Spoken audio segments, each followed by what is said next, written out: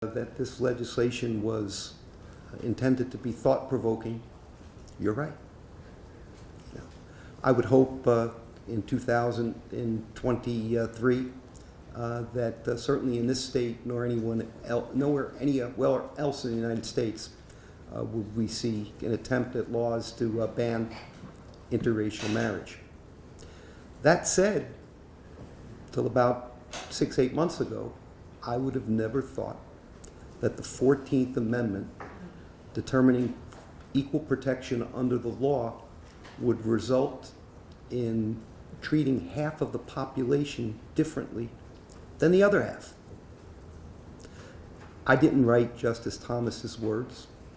In the majority opinion, it was he who used the precise same predicate in Dodds to overturn Roe as was in marriage equality law and as was in the Loving case. We rushed, as we should have, having the moral compass that this state does to, in our state, enshrine reproductive freedom, access to contraception. We had already done it as it related to marriage equality. And so why shouldn't we do the same as it relates to interracial marriage? And again, if it was to bring the issues in the composition of the court and see changes in issues like this, then so be it. So I'm glad that I won't presume the votes of my colleagues, but that we'll unanimously move forward in speaking as a state of who we are. And I hope that our entire legislature gets that opportunity. Can you please indicate your vote? Yes. After all that. Vice Chairwoman Murphy. I just want to say thank you, which I'm happy to join on as well in this bill. I think it's extremely important to keep New Jersey moving forward and to assure that our residents of New Jersey can continue living a life that they have built for themselves without turning back laws and regulations that obviously put us back in time. So with that, I do vote yes. Thank you. Chairman Mukherjee. If the idea is that there's a solution in search of a problem, because in the 21st century, there's no risk that we would treat people of different racial backgrounds as second-class citizens. There's not even a risk that the Supreme Court would do that, notwithstanding the decision in Dobbs, which treats an entire gender as second-class citizens, some might say, I would say. First of all, we do, as a matter of practice, we have myriad policies that subjugate minority races to second-class citizenship.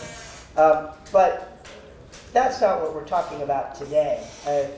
We're talking about something that might not have been a concern a year ago today.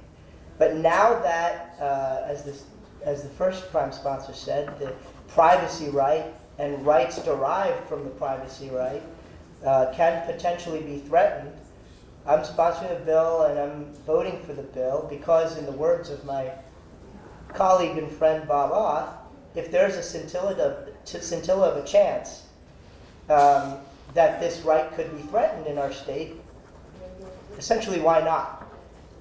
And so, in New Jersey, we are going to continue to codify the right to love or marry whomever you please. And for the people in this room who are products of interracial marriages, and for my family members and cousins who are products of interracial marriages, I'm happy to vote yes. Thank you. The bill is released. And next we will consider A-4939. That's by Assemblypersons Stanley and Jaffa.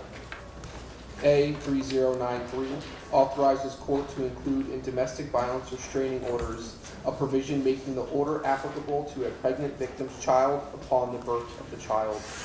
There are proposed amendments to the bill. The committee amendments would require the victim or plaintiff in a proceeding to make a request that the court order the protection order to cover the child upon birth.